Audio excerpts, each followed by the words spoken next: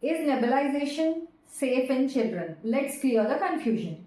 Nebulizer is a machine which delivers the medicine directly to the lungs.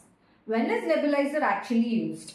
Nebulizer is used when there is asthma, bronchiolitis, wheezing or severe cough. Is it safe in children?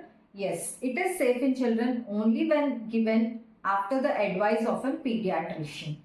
So, does every cough require nebulizer? No, not every cough will require nebulizer.